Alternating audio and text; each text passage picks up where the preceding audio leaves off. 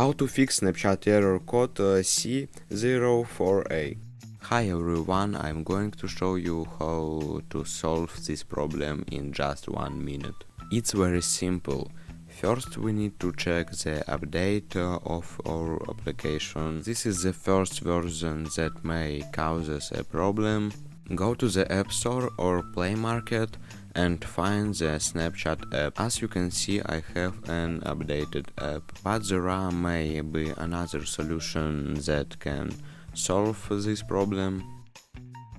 Go to Settings and find the Snapchat app.